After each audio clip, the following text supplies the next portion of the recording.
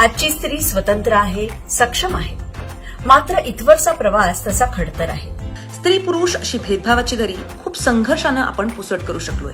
तरी देखील अनेक ठिकाणी आजही स्त्रीला स्वतःचं मत मांडायची संधी नाही. हेही खरंच आहे. अर्थात ही परिस्थिती आपण बदलू. पण हे सगळं बोलत असताना एक गोष्ट आपण लक्षात घ्यायला हवी.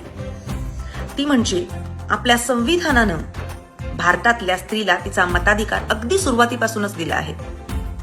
त्यासाठी मात्र आपल्याला संघर्ष करावा लागला नव्हता. थोडक्यात हा मताधिकार म्हणजे स्त्री म्हणून आपला या लोकशाहीतला कोणतंही बंधन नसलेला पहिला स्वतंत्र आणि मोकळा आवाज आहे. आणि म्हणूनच जेव्हा जेव्हा संधी असते त्या त्या प्रत्येक वेळी मत देऊन आपण हा आवाज आणखी मजबूत करत राहिला पाहिजे. आज स्त्री म्हणून आपण प्रत्येक क्षेत्रात पुढे आहोत.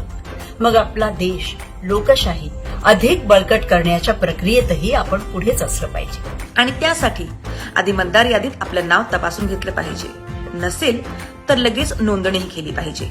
आणि दुसरं म्हणजे नेमक्या मतदानाच्या दिवशी कोणताही घोळ नको म्हणून आधीच आपल्या मतदान केंद्राविषयीची माहितीही घेतली पाहिजे. आणि हे सगळं आपण वोटर हेल्पलाईन या मोबाईल ऍपवरून सहज करू शकतो.